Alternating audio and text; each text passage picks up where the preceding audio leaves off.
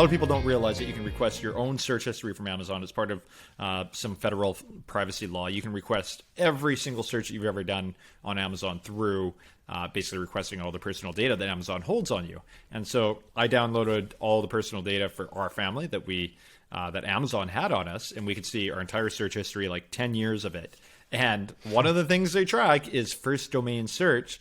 And it was really interesting going through that column. I could see some of our searches. The first click came from sites like Rebate Key and these other rebate sites because, wait, I buy some stuff from Rebate Key too. If I'm going to get 95% off, sure, I'll buy it.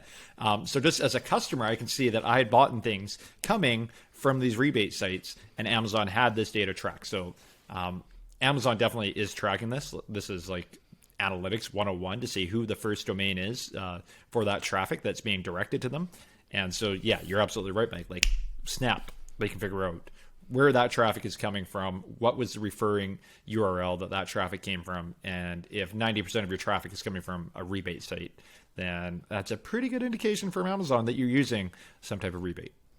I would just, again, encourage people from my own personal experience and ignorance and ego or whatever, thinking that like, oh, it's not going to happen to me. They're not going to ban me. And luckily it hasn't happened on Amazon, but again, with Google, it's happened multiple times. Like, after the first, I'm like, oh, I screwed up. I made it like, I did it too much. I'll just do it less this next time. And then the next time it's like, well, I'll get more creative and they won't figure it out. They definitely won't figure it out this time. And it just, when you get smacked around a few times like that, it really can change your disposition. Some things you have to experience for yourself. Just hearing Mike Jackness ramble on about this might not be the thing that actually changes your behavior, but hopefully it will. And I think, again, if you can change your behavior to focusing on building a legitimate brand, like having good products, and working on having these outside assets like we're talking about with content sites and email lists and influencer partnerships, then you don't have to worry about this stuff. I mean, we've had some really good. We actually just launched a new influencer partnership this week with Tactical that seems to be working really, really well. Like we've, it's just noticeable, like on the sales charts when we release this video with an influencer, and that's going to live on YouTube forever. It's going to constantly be sending traffic to that listing. Really makes that listing look a lot more, important compared to all the other ones that don't have that outside traffic. And I think that Amazon is definitely going to continue to look at that because it's hard to manipulate that. On that note, you bring up a good point. You said prediction for the black hat tactic going forward.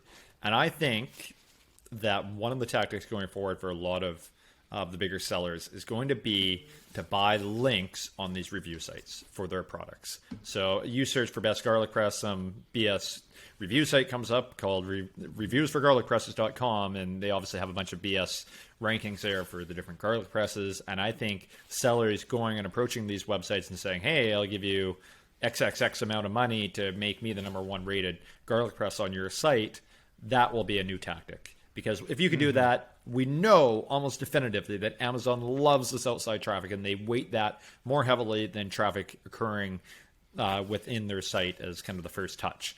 So I think that will be the next big tactic is people to buy basically #1 listings on these fake review sites. And it's kind of funny we use fake review site in a totally different context than fake reviews on Amazon, but I guess at the end of the day it's the same thing kind of.